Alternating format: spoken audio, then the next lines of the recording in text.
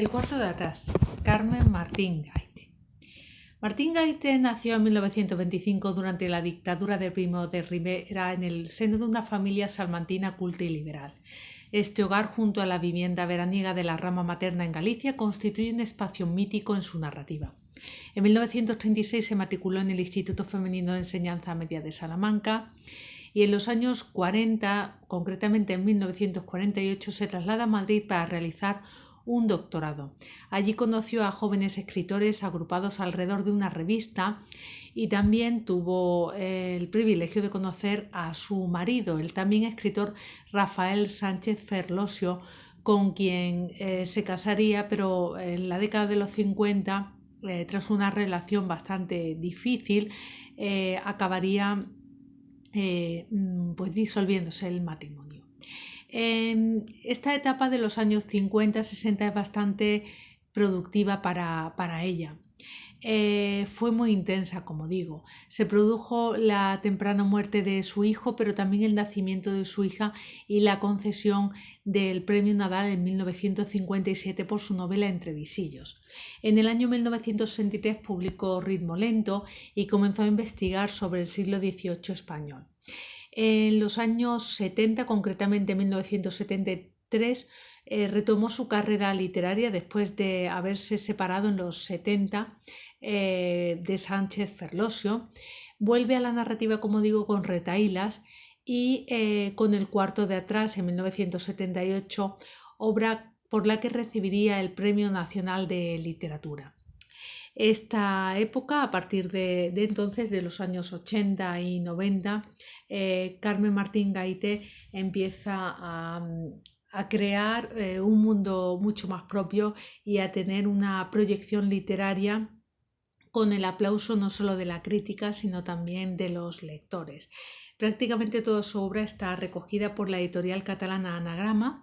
Aquí al margen derecho la vemos junto a su editor de cabecera, Jorge Herralde, con quien también mantuvo una intensa amistad.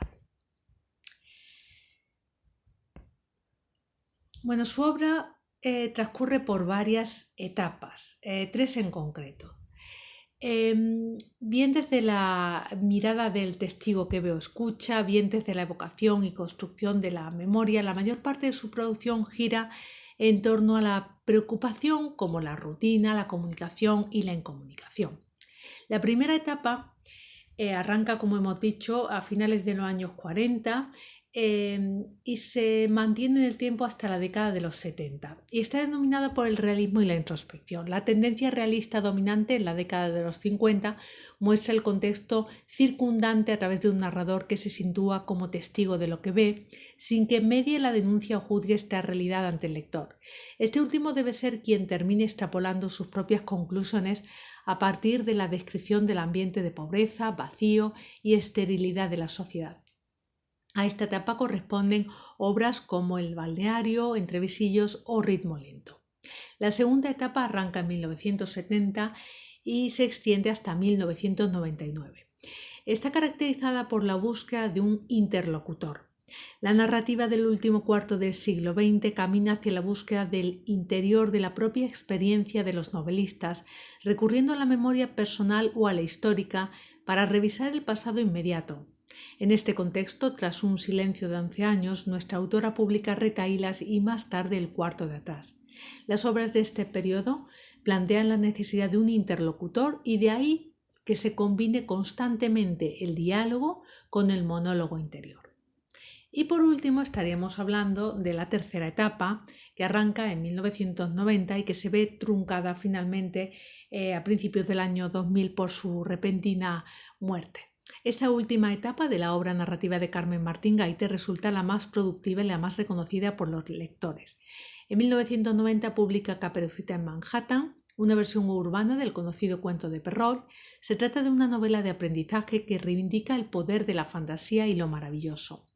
En alternancia con esta novela, que es un poco más costumbrista, Carmen Martín Gaite empieza a retomar ese mundo interior y y su narrativa se plasma en la obra Nubosidad variable o Lo raro es vivir e irse de casa, novelas que desarrollan otras líneas temáticas más cercanas incluso a la novela contemporánea en general, pero como digo, que no abandonan su estilo icónico y personal. El desarrollo de estas historias está centrada en la indagación de los protagonistas que intentan construir o forjar una identidad mediante un tono confesional e intimista. ¿Cuál es el propósito de la obra, de toda la obra de Carmen Martín Gaite? Bueno, los críticos coinciden en que tras décadas de silencio, la muerte del general Franco es el detonante de la publicación de libros de memorias, crónicas y relatos autobiográficos por parte de numerosos autores, casi todos niños de la guerra. Este periodo se mantiene hasta 1975, cuando ya desemboca lo que es la democracia, finaliza la dictadura. Esta idea, sin embargo, parecía a Martín Gaite sumamente aburrida. Si a ella le interesaban bien poco aquellas revisiones datadas, serias y contrastadas, tampoco habría de interesar a sus lectores una crítica personal o una crónica del franquismo, si no se hacía en una clave distinta. Lejos de la cronología y los acontecimientos que han pasado a la historia, ella no pretendía reconstruir el pasado, sino construirlo. Lejos de hemerotecas, la materia prima procede del archivo de su memoria, como vamos a ver en esta obra, El cuarto de atrás. De este modo, se propone llevar a cabo una evocación sobre todo sentimental, libre y desordenada que le permite recuperar un tiempo que creía perdido, siendo consciente de que la memoria se recupera a través solo de lo fantástico y que la imaginación es la única capaz de rellenar las lagunas que el paso del tiempo ha ido formando. La autora, narradora y protagonista del cuarto de atrás nació un 8 de diciembre de 1925, el mismo día que murieron dos insignes políticos, Pablo Iglesias y Antonio Maura. 5 décadas después, en 1975, justo el 23 de noviembre, día en que se daba sepultura al dictador, la autora sentía que en cierto modo venía a renacer a la vida. ¿A qué género podríamos incluir? ¿En qué género podríamos incluir esta novela? Desde el punto de vista del género literario, es cierto que El cuarto de atrás es una obra de difícil clasificación. Podemos afirmar que es una de esas obras o narrativas collage tan al gusto de la autora. La novela presenta rasgos de diferentes tipologías narrativas y textuales. Inicialmente el libro funciona como una novela de memorias, es cierto, en la medida en que Martín Gaite rememora hechos autobiográficos de su pasado que proyecta sobre un trasfondo social, cultural y político que da a la obra un aire de memoria colectiva. En esta reconstrucción del pasado se palpa por un lado la educación sentimental de una chica de provincias y de clase acomodada, cuya infancia y juventud transcurrieron entre los años de la República y fundamentalmente la posguerra. En su desarrollo la novela es una mezcla también de testimonio personal y fabulación fantástica, enmarcada en una noche de insomnio en la que se amalgaman recuerdos, sensaciones y ficción. En varios momentos de la obra la narradora anuncia su deseo de escribir una novela realista y otra fantástica. El cuarto de atrás es en realidad ambas novelas al mismo tiempo. La trama introduce también elementos propios del relato de misterio. La premonición del grabado, la presencia simbólica de la cucaracha, la vista del intrigante hombre de negro, la inclemencia meteorológica de la noche, la llamada telefónica de una mujer despechada y la duda constante entre lo que fue y lo que pudo ser son algunos de esos ingredientes que alimentan la intriga. En ocasiones las reflexiones suenan a ensayo, las digresiones y divagaciones suelen desplazar a las anécdotas que les sirven de base. La novela, por tanto, construye un espacio intertextual donde se reúnen otras novelas, ensayos, cuentos, otras obras literarias, referencias a autores de cabecera como Machado, Kafka, Cervantes, Perrault y, por supuesto, Lewis Carroll y su Alicia. En cuanto al título, El cuarto de atrás, en su origen, es un espacio físico. Se trata de la habitación de juegos de la niña. donde no había más reglas que las marcadas por la libertad, el caos, la fantasía y la diversión. Allí se podía gritar, cambiar los muebles de sitio, saltar encima del sofá, porque nada estaba prohibido. Sin embargo, ese espacio lúdico desaparece durante la guerra, cuando la necesidad hace que la sala se convierta en despensa. Entonces se usa como alacena, donde se guardan los alimentos tan necesarios en la época de las cartillas de racionamiento. Este paso de lo lúdico a lo útil, de lo ideal a lo real, representa el paso sin transición de la infancia a la madurez. El cuarto de atrás es desde ese momento el paraíso perdido de la autora. Con el tiempo, este espacio se vuelve simbólico y representa, además de la pérdida de la infancia, el refugio en el que la autora se aísla de la realidad cuando las circunstancias le sobrepasan. Además, básicamente podemos reconocer hasta 4 lugares dentro de la novela con importancia distinta.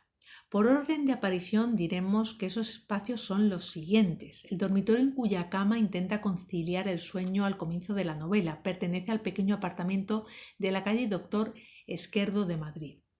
A continuación, el cuarto de juegos que compartía con su hermana en la casa familiar de Salamanca. Después, el cuarto de la casa de Cáceres en que vivieron sus padres. La habitación simboliza el legado transmitido por su madre. Y por último, el espacio interior que ocupa el mundo invocado de su infancia y juventud y, en general, el refugio en el que busca protección ante la vida. Es, en palabras de la autora, el desván del cerebro, que en términos freudianos podríamos relacionar con el subconsciente. Pasando al argumento de la novela, podríamos resumirlo en unas pocas líneas. La narradora protagonista, en una noche intempestiva, aturdida por el insomnio y la falta de inspiración para escribir, recibe la inesperada visita de un desconocido que, con el pretexto de realizarle una entrevista supuestamente concertada, entabla conversación con ella y se convierte en el puente por el que transitan los recuerdos de su vida. El diálogo acoge también numerosas reflexiones. Agotada por este ejercicio mental, la protagonista es vencida por el sueño. La llegada de su hija la despierta y comprueba que tiene terminada la obra a cuya construcción ha estado asistiendo el lector durante la novela. La acción, como se ve, es mínima y su papel es servir de marco al ejercicio de introspección que lleva a cabo la narradora cuando decide emprender la búsqueda de su pasado para intentar comprenderse mejor.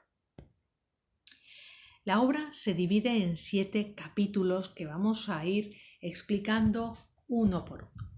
Comienza con el hombre descalzo, continúa con el sombrero negro, ven pronto a Cunningham, el escondite inglés, una maleta de doble fondo, la isla de Vergai y la cajita dorada. Todos con una extensión y una estructura bastante similar. Empezamos por el primero y vamos a conocer esas claves argumentales. El primer capítulo se titula El hombre descalzo. En este, la narradora protagonista, incapaz de dormirse, como hemos dicho, ve las imágenes que desde niña la han acompañado en las noches de insomnio. Es un momento tan intenso como contradictorio, se le agolpan las visiones, pero se le resisten las palabras. Incapaz de nombrar o de escribir, recrea 3 dibujos que, como su nombre, empiezan por la letra C. Esos dibujos son casa, cuarto, cama. Los 3 objetos la transportan al centro de su infancia en Salamanca. Da por imposible el sueño y decide levantarse. La habitación es un caos de cosas, un desorden externo que es el reflejo mental. Un grabado cuelga de la pared. Es la conferencia de Lutero con el diablo, una premonición de la conversación que mantendrá con el misterioso hombre de negro en el capítulo siguiente. Coge un costurero familiar, depósito de la memoria, pero un tropiezo hace que todos los objetos o recuerdos rueden por el suelo. El percance ha sido provocado por el libro que tiene la autora en sequía creativa, Introducción a la literatura fantástica, de Stefan Todorov, un autor ruso sobresaliente de principios del siglo XX. Con este libro nace el deseo de escribir otro en que los límites entre lo real y lo fantástico se confundan y ha provocado en la narradora ese bloqueo de 5 meses. Otro hallazgo está en el suelo. Se trata de una carta de amor, de autor irreconocible, aparentemente escrita por un hombre que frente al mar lamenta su pérdida. La protagonista imagina al hombre descalzo, la imagen que da título al capítulo. Entonces echa a andar junto al rompeolas y se aleja. Esta carta ha sido muchas veces reescrita por la protagonista en su intento de explorar el amor en el plano de la fantasía ante una realidad que no se lo permite. Finalmente se queda dormida sobre el suelo encima de la carta. El capítulo 2, El sombrero negro. A las 12:30 de la noche la despierta una llamada telefónica. Tanto ella como el libro causante del tropiezo están en la cama, no en el suelo. Como se ve, la ambigüedad, el no saber si lo que se ha dicho en el capítulo anterior era real o soñado, es desde ese momento una de las claves de la novela. La llamada es efectuada por un hombre vestido de negro con el que supuestamente había concertado una entrevista. La aparición desafiante de una cucaracha de gran tamaño anticipará el misterio. Fuera, la tormenta recia. Invita a subir al desconocido. Se instalan en el cuarto de estar y el hombre deja su sombrero como si fuera un pisapapeles sobre unos folios que hay junto a la mesa de escribir, en cuyo carro la máquina de escribir asoma una hoja en la que se puede leer: al hombre descalzo ya no se le ve. La protagonista extrañada no recuerda haber escrito esos folios.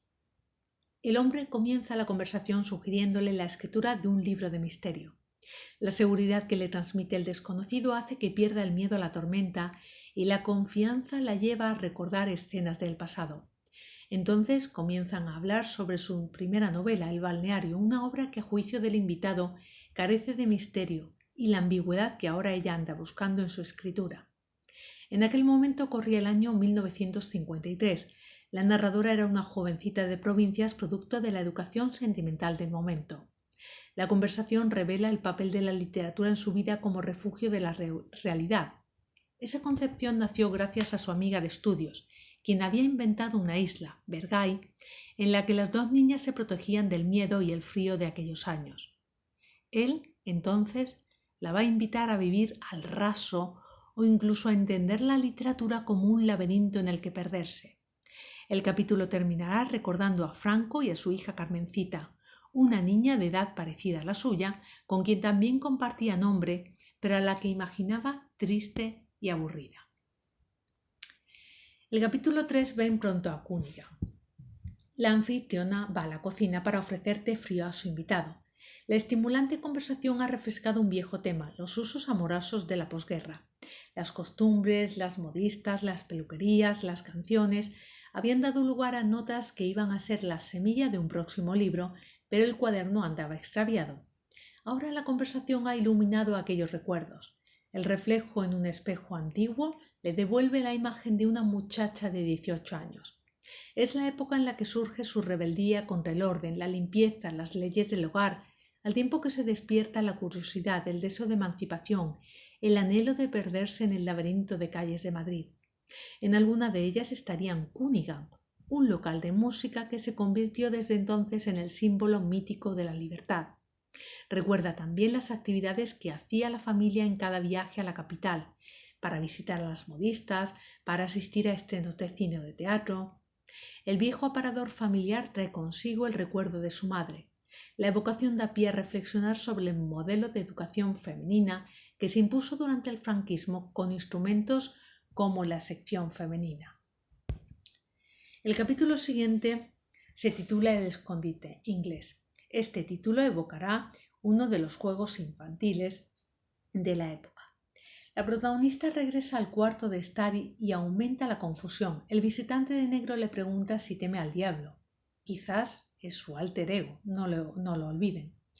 Con el grabado de Lutero en la mano, ella comprueba que el texto de la máquina de escribir ha cambiado y el montón de folios ha crecido. Él la invita a no interpretarlo todo con la ley de la lógica. El azar y el desorden se han de imponer, porque aportan una perspectiva abierta, libre, emotiva, para enfocar los 40 años que habían transcurrido desde la guerra, donde tras la victoria nacional el régimen había establecido las cosas como si pertenecieran a un destino superior e inquebrantable. La protagonista entiende que ha llegado el momento de escribir ese libro que se le resiste. El visitante le ofrece una cajita dorada que contiene unas píldoras de colores que ayudan a la memoria, precisamente porque la desordenan y provocan que fluyan las divagaciones. La invita nuevamente a perderse, a no dejar un reguero de piedrecitas blancas como pulgarcito. La narradora expone su impresión del paso del tiempo y lo compara con el juego del escondite inglés. Lo que recordamos son imágenes fijas que se han ido moviendo a nuestras espaldas y cuyo orden a veces somos incapaces de establecer. Vuelve el tema de los problemas con la escritura. Vive rodeada de papeles, con notas sueltas, pero se ha roto el hilo que enhebra las cuentas del collar. El consejo del invitado es otra vez el mismo, que se fugue, que desate su mente y la escritura. Todo ello seduce porque implica romper sus corsés educativos. Los recuerdos se centran ahora en la figura de Franco. Con su muerte el tiempo se desbloquea. Es el momento de intentar comprender aquellos años. Pero la conversación se interrumpirá con una llamada de teléfono. El capítulo 5 comienza de la misma forma que el capítulo 2, con una llamada telefónica. El timbre del teléfono saca a la protagonista del cuarto de estar y la introduce en un nuevo plano de la ficción. Una desconocida, una mujer aparentemente despechada por el extraño invitado vestido de negro, llama desde Puerto Real para hablar con él. Ahora sabemos ya que se llama Alejandro. Rogar su perdón y enderezar la relación sentimental que se ha ido a pique por una tercera persona, supuestamente nuestra narradora, a quien atribuye la autoría de las cartas de amor que la mujer ha descubierto. Por supuesto, nuestra protagonista desconoce la existencia de esas cartas misteriosamente firmadas con la letra C, por la que comienza su propio nombre, Carmen. Pero también es la inicial de la mujer enojada o despechada, Carola. De repente el invitado de negro se funde con el Alejandro de la novela rosa que empezó a escribir con su amiga de la infancia. Este triángulo amoroso es una parodia del género que alimentó la educación sentimental de la narradora, quien ahora fabula con la posibilidad de estar viviendo uno de aquellos apasionados enredos. Es difícil, por tanto, no pensar que ella habría deseado ser la autora de aquellas cartas. El capítulo se cierra finalmente con el enfado de la protagonista con la desconocida. Esta le habría ofrecido la lectura de una de esas cartas y finalmente no pudo complacerla. Llegamos al capítulo 6, La isla de Vergai. La novela va cargándose emocionalmente, con cierta intensidad, y el misterio va creciendo a medida que el hombre de negro va conduciendo a nuestra protagonista a través de una acción un tanto velada o soterrada. La protagonista se demora en el regreso a la habitación. Detrás de una de las cortinas rojas se recrea en la observación y rememora su primera actuación en el Teatro Liceo de Salamanca. Finalmente entra a escena y encuentra el cuaderno de tapas azules que andaba buscando desde el principio, el que empezó la mañana del entierro de Franco y que contiene las notas del libro que intentaba escribir sobre la posguerra. Podríamos decir que el azar es el que va colocando misteriosamente los elementos de esta trama. Retoman por tanto Alejandro y ella, el misterioso hombre de negro, la conversación y el tema de la escasez. Los años de la guerra y la posguerra estuvieron marcados por la necesidad, y de la necesidad surgió la inventiva. Así fue como su amiga de la infancia y ella crearon la isla de Vergai, un escondite ante la vida. Cuando el cuarto de jugar, el cuarto de atrás, de la casa familiar de Salamanca, se transformó en despensa para hacer frente a los momentos de escasez de los alimentos, el único refugio que conocía desapareció y con él se apagó el deseo de poseer juguetes. En su lugar, su amiga y ella construyeron la isla desierta de Vergai. Así fue como empezó el aislamiento. Desde entonces se ha pasado la vida sin salir de ese refugio, soñando sola. El vendaval hace que se abra la ventana y vuelen el sombrero y los folios que pisaba. Mientras el invitado recoge y ordena esas hojas, ella, exhausta, se echa a descansar en el sofá, reconfortada por la presencia de su invitado. Y concluimos con el último capítulo, La cajita dorada. Ya son las 5 de la mañana. Un beso de su hija que ha vuelto de una fiesta despierta a nuestra protagonista que está en la cama y no en el sofá. ¿Puede deberse ello al insomnio, a la preocupación de una madre que espera impaciente el regreso a casa de su hija que había salido en una noche de tormenta? No lo sabemos. La escena plasma las pequeñas diferencias generacionales existentes entre una madre y su hija y el deseo de que la joven estudie más y salga menos. La hija se percata de que su madre ha podido tener visita, porque en la bandeja hay 2 vasos. También está el montón de folios, grueso y bien ordenado, titulado El cuarto de atrás, y una cajita dorada, convertida ya en el amuleto que debajo de la almohada alimentará los sueños. La escritora de la novela ha concluido con la propia novela, pero este final invita al lector a seguir imaginando. Con respecto a la estructura es posible distinguir 2 tipos en esta obra, una interna y otra externa. La primera hace referencia a la forma en que se articula el relato, al modo en que se suceden los hechos que constituyen el argumento. Por su parte, la estructura externa consiste en la presentación y organización del relato, que en nuestro caso es por capítulos. A continuación nos detendremos en estos 2 niveles estructurales. En cuanto a la estructura interna, diremos que es circular, aunque con un final abierto, resultado de la ambigüedad entre lo real y lo ficticio que predomina en el libro desde la primera hasta la última página, y la confusión que genera en el lector, que no sabe a qué carta quedarse.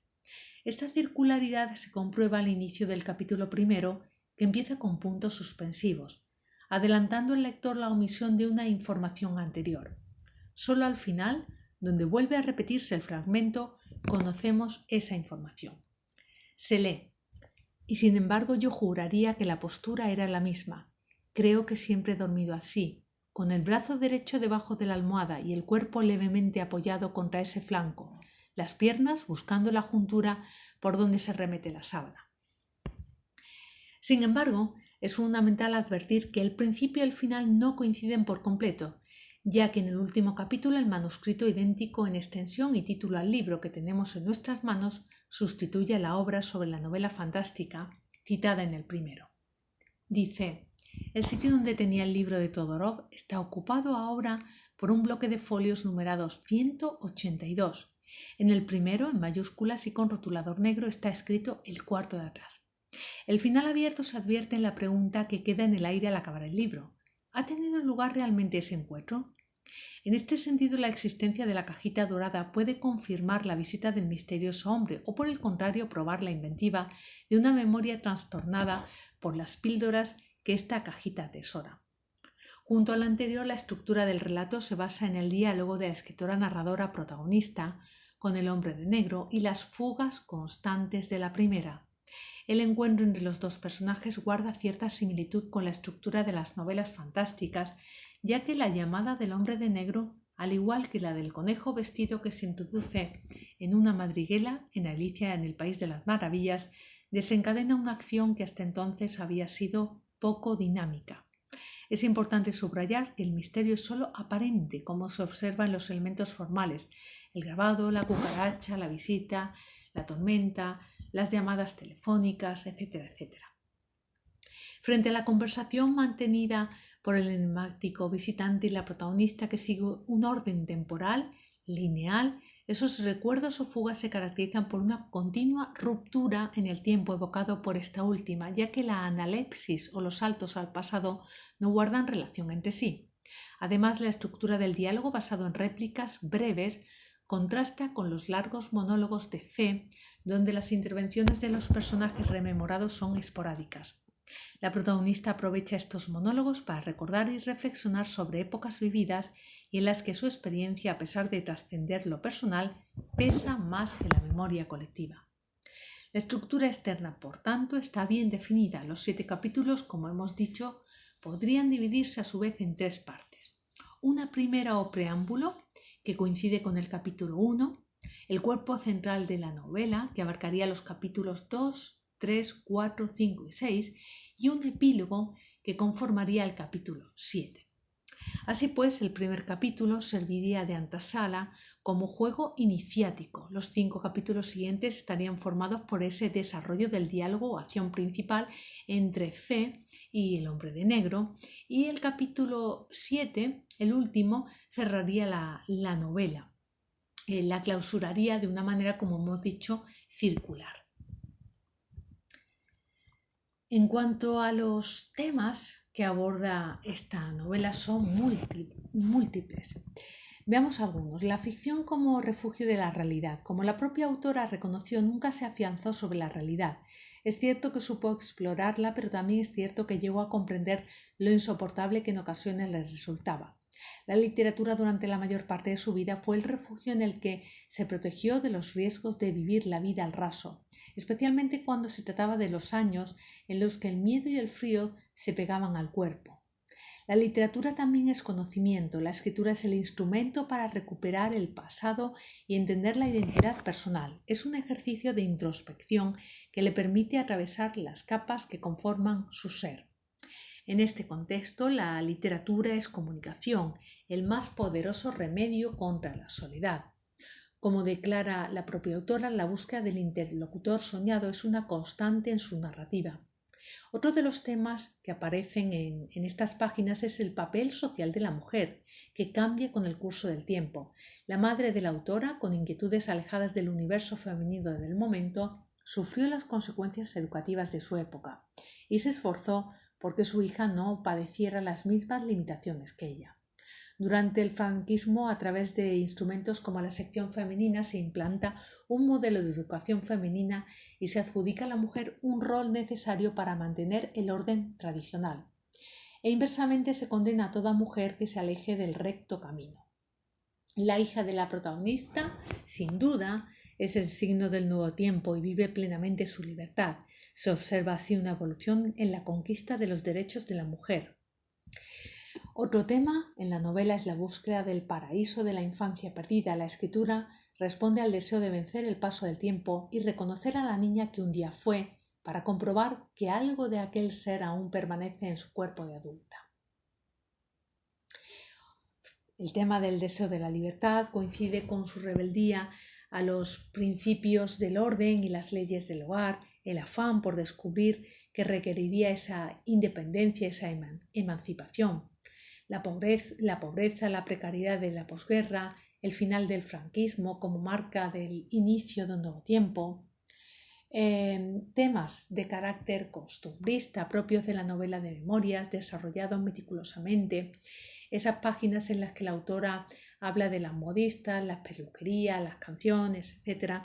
Y por último, la soledad, que sería uno de los temas generales de la obra, desarrollados en subtemas como la búsqueda del interlocutor soñado, ¿verdad? Esa necesidad de comunicación, de recuperar un pasado vivido, etc. Vamos a los personajes. En cuanto a los personajes que aparecen en la novela son varios, no obstante conviene distinguir dos grupos, aquellos que intervienen en la acción principal y aquellos a los que se alude. En líneas generales, aunque con las excepciones que comentaremos, los primeros se encuentran en el momento presente, sea este real o imaginado. Dentro de los personajes que intervienen en la noche y la madrugada está la narradora escritora, que es la propia autora, Carmen Martín Gaite. Y, por supuesto, el hombre de negro, que es ese misterioso protagonista, ese misterioso periodista que llegará a su casa, la visitará porque habían concertado una entrevista. La protagonista, Carmen, se caracteriza por la necesidad de fugarse de la realidad que la rodea y que explica su refugio en la literatura, que le ofrece la posibilidad de cuestionar su propia persona y el mundo en el que habita. En la novela, en la que cita algunas de sus obras, por ejemplo en Revisillo, Ritmo Lento, artículos sobre Concha Piquer, se aprecia su crisis creativa.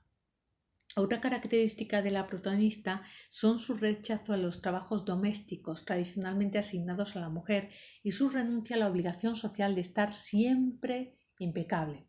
Por último, es de señalar su papel como madre preocupada porque su hija llegue bien en una madrugada.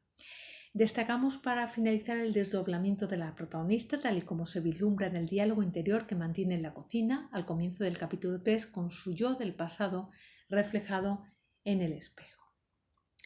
En cuanto al hombre de negro, podemos decir que aparece o irrumpe en el segundo capítulo de la novela por primera vez.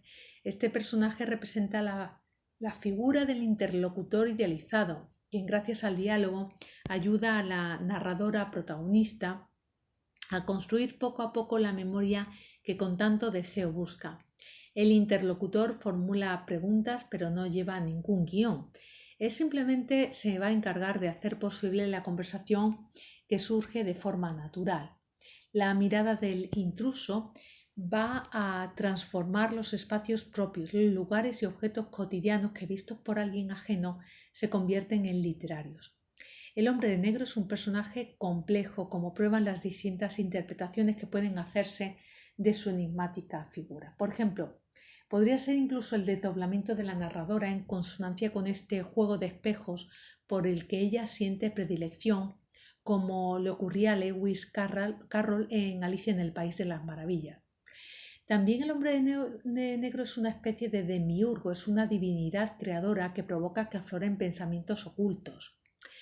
Podría ser el diablo, ya lo hemos dicho antes, por la atmósfera inquietante, la conexión con lo prohibido, con ese grabado de Lutero. El personaje del primer relato que escribe con su mejor amiga de la infancia, que representa el amor anhelado y que ahora aparece convertido en carne y hueso. Recordad que también se llama Alejandro. Y por último, podría ser una figura inspiradora, alguien que recuerde al periodista o al crítico literario, al entrevistador, al mago, al ilusionista o incluso, ¿por qué no?, al propio lector. También estaría aquí Carola. Carola es la compañera sentimental de Alejandro. Se presenta en el capítulo 5. Decimos que se presenta porque no aparece físicamente, algo que cobra especial relevancia para la protagonista. Dice, me gustaría verle la expresión, la voz sola no da bastantes pistas. Oímos su voz con acento canario o andaluz por teléfono en el diálogo que mantiene con la protagonista desde un lugar recóndito, Puerto Real. A través de Carola conocimos el carácter de Alejandro, un machista y un barba azul, que guarda celosamente sus secretos y no tiene reparos en maltratarla si ésta le desobedece. Este personaje puede interpretarse como el alter ego de la protagonista, ya que frente a ella, Carola se atreve a vivir el amor con toda su intensidad, a pesar del dolor que ello supone. También hay otro personaje del que se habla mínimamente, que Rafael es el primo de Carola, que solo interviene 3 veces y escuetamente para preguntar por Alejandro y por la identidad de la protagonista. Y por último, el personaje de la hija, que aparece en el último capítulo. Llega de madrugada, lo recordamos, a las 5 de la mañana, después de haber pasado la noche en casa de una amiga. Representa a la mujer de la época, de finales de los años 70, ya que a diferencia de la protagonista puede salir de noche y ser acompañada sin miedo a las habladurías. Hablemos ahora, ¿por qué no?, de los símbolos. Hay más personajes, es cierto que hay más personajes en la novela. Se menciona al padre y a la madre, a su amiga de la infancia, a esos amores de infancia y juventud. Se habla veladamente de Rafael Sánchez Berlose, pero en definitiva son personajes bastante secundarios. Yo creo que ya con estos 4 que hemos mencionado son suficientes. Vamos a pasar a hablar de los símbolos. El valor simbólico del hombre de negro y del cuarto de atrás ya ha quedado explicado en anteriores epígrafes. Analizamos ahora el sentido figurado que tienen otros elementos del relato, como el espejo, que es el punto de fuga a partir del cual la mirada recupera imágenes del pasado. La imagen reflejada devuelve a nuestra protagonista las personas que han sido en diferentes momentos de su vida y los lugares que ha habitado. Por supuesto, también tendríamos que hablar del grabado, que cumple parecida función al del espejo porque es un estímulo de la fantasía que preludia la llegada del visitante vestido de negro en esa conferencia de Lutero con el diablo. El mobiliario casi alcanza rango de personaje. Los enseres de los que se rodean forman parte de su historia y como testigos del paso del tiempo son el elemento conductor de las imágenes del pasado. Por cierto, el viejo aparador de madera de castaño heredado de la familia materna es el que alcanza un mayor protagonismo, porque representará el elemento que vence el paso del tiempo en la novela. Pero hay muchos más símbolos. Están, por ejemplo, si el espejo es la puerta del pasado, ¿verdad? Los muebles actúan como vehículo narrativo. Podemos afirmar que la cajita dorada es el combustible que pone en marcha esa máquina del tiempo. Sus propiedades son muy beneficiosas para la memoria, la desatan, provocan que las imágenes del pasado revoloteen de manera desinhibida. Esas píldoras dan a los recuerdos frescura y espontaneidad, que son capaces de regresar como si fueran sentidos y no como el resultado de un pensamiento. La cortina roja es otro elemento que cobra especial relevancia. Su función principal es la de acotar el espacio de la ficción a modo de telón, porque establece los márgenes de la escena en que tiene lugar la representación del diálogo entre ambos personajes. La cortina también a modo de velo proporciona protección. Su tela preserva el espacio reservado al cuarto de atrás. Al igual que la cortina, el teléfono tiene como función marcar las transiciones entre la realidad y la ficción. La primera llamada es realizada por el invitado de negro y crea la zona de confluencia entre la realidad y la ficción porque se amalgaman. La segunda es efectuada por Carola y supone otra vuelta de tuerca, pues abre un espacio de ficción dentro de la propia ficción. La cucaracha es la concreción del miedo. Se deja ver precisamente cuando se experimenta la sensación de terror. El miedo es personal, por eso el insecto comparece ante quien lo experimenta. La primera vez asusta a la protagonista ante la impasibilidad del visitante. La segunda, ya al final, aterroriza a la hija frente a la calma que muestra esta vez la madre. El sombrero negro da nombre al segundo capítulo. Pertenece al hombre vestido de negro, quien lo deja sobre unos folios escritos que aumentan progresivamente. El montón de los que quedaron debajo del sombrero también parece haber engrosado. Es evidente su relación con el poder de la creación, que confiere a su dueño una aureola mágica. La cesta de la costura es casi un baúl de los recuerdos. En su interior están los materiales con los que trabaja la escritora. Cada objeto es una vivencia del pasado y lleva consigo un recuerdo, una imagen o un sueño. Los hilos establecen las conexiones entre esas vivencias. El escondite inglés. El tiempo pasado de manera tramposa como a espaldas de la protagonista sin ser sentido. Como en el juego infantil, si echamos la mirada atrás, lo que vemos son imágenes fijas que se han ido moviendo por detrás de nosotros y cuyo orden a veces somos incapaces de establecer. Y por último, las piedrecitas blancas, que son las marcas que señalan el camino de ida y el camino de vuelta, como Pulgarcito. A la vez siguiente, ya resabiado, dejó piedrecitas blancas y así fue como no se extravió. El invitado le propone que se olvide de esas piedrecitas que usó Pulgarcito y que se dé a la fuga y se pierda en el laberinto de la memoria. Hablemos del tiempo. El relato combina los planos temporales del presente y del pasado, y con frecuencia estos planos se mezclan y se confunden dentro de un mismo párrafo. El tiempo de la esfera del presente se limita a una sola noche. El orden lineal es temporal y se distribuye a partir de 3 referencias concretas, si bien la ambigüedad también está presente en datos que la autora nos ofrece. De ahí que la objetividad sea solo aparente en las 2 primeras horas.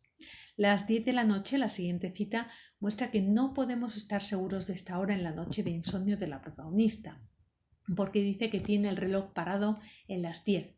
Esta observación, que marca en el tiempo al inicio de la acción, reforzará la confusión de planos que caracteriza la obra. Por un lado nos sitúa en un marco temporal concreto, aunque parado, y por otro insinúa que es más tarde, aunque es imposible saber en qué momento de la noche se encuentra. Las 12:30. Este dato es proporcionado por el hombre vestido de negro en la breve conversación que mantienen por teléfono antes de subir. La pregunta es evidente: ¿cómo podemos estar seguros de que realmente es esta la hora cuando la información procede de alguien cuya existencia es más que dudosa? En cuanto a la siguiente hora que aparece en la novela, es las 5 de la mañana, la hora en la que regresa la hija de fiesta. La autora menciona que están a 1 de mayo, en este caso las palabras de la hija parecen confirmar que es la madrugada de esa noche. Hacía muy bueno esta tarde cuando me fui, dice la hija. Creí que hasta me iba sobre la chaqueta. También el hecho de que esta última diga se ha quedado dormida sin apagar la luz. Algo innecesario si su vuelta hubiese sido a las 5 de la tarde de este mes. Ello indica una vuelta a la realidad tangible. Por tanto, la ambigüedad se mantiene en el tiempo perteneciente al plano del pasado, donde la subjetividad y la objetividad se van dando la mano. Es un proceso continuo de introspección personal y creativa. La analepsis queda reflejada en los numerosos saltos del pasado de la narradora protagonista. La mayoría de las veces encontramos instantáneas sueltas sin fecha concreta, imágenes que a veces se agolpan y a veces se van desordenando, otras se confunden.